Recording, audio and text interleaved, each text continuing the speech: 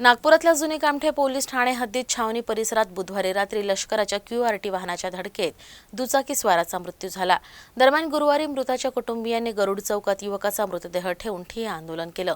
यामुळे इथे काही काळ तणाव निर्माण झाला होता। जुनी कामठी पोलीस ठाणे हद्दीत तोप चौक छावणी परिसरात बुधवारी लष्कराच्या QRT वाहनाच्या चालकानं समोरून जाणाऱ्या दुचाकी चालकाला धडक दिली।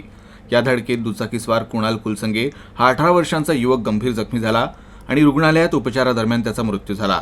मात्र गुरुवारी शवविच्छेदनानंतर मृतकाचे कुटुंबीय आणि परिसरातील नागरिक युवकाचा मृतदेह छावणी परिसरातील गरुड चौकात घेऊन आले आणि त्यांनी ठिय्या आंदोलन सुरू केलं।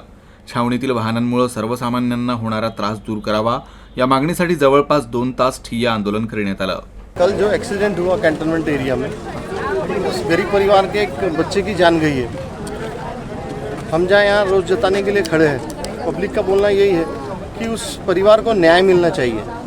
आर्मी का बंदा होने के कारण, आर्मी की गाड़ी होने के कारण, ठीक है, PI साहब ने, थानेदार ने FIR दर्ज किया है, लेकिन आरोपी अभी तक ना, गाड़ी अभी तक अरेस्ट नहीं हुई, आरोपी अरेस्ट नहीं हुआ है। तो पब्लिक की यही मांग है, उस बच्चे को, उस गरीब परिवार को न्याय मिलना चाहिए। यहाँ प्रशासन बार बार नियमावली दिखाता है कि यहाँ पर हेलमेट की सख्ती की जाती है। हेलमेट पहनने के बाद में भी अगर मिलिट्री प्रशासन की गाड़ी के नीचे आके बालक की मृत्यु हो जाना, ये परिवार के ऊपर एक दुख का पहाड़ टूट जाना है। तो मैं आपके न्यूज़ चैनल के माध्यम से यही एक निवेदन करूँगा कि स्थानीय प्रशासन, जनप्रतिनिधियों के माध्यम से, मिलिट्री प्रशासन के माध्यम से उन परिवार के ऊपर में उन्हें न्याय मिलना चाहिए। अखेर जुनी कामठी पोलिसांनी तिथं पोहोचून आंदोलनकर्त्यांची समजूत काढली।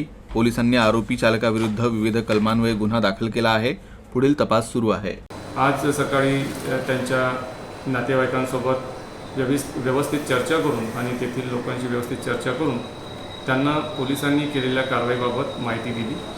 तरीही काही वेळाकरता त्यांनी गरुड गेट येथे थांबून त्यांचे जे म्हणणे होते ते लष्करी अधिकाऱ्यांपर्यंत पोहोचवण्याचा प्रयत्न केला। त्यांचे व्यवस्थित समजूत करण्यात आली। नंतर ते त्यांच्या राहत्या ठिकाणी घेऊन प्रेतावर व्यवस्थित अंत्यविधी करण्यात आले। पोलीस बंदोबस्त ठेवण्यात आलेला होता।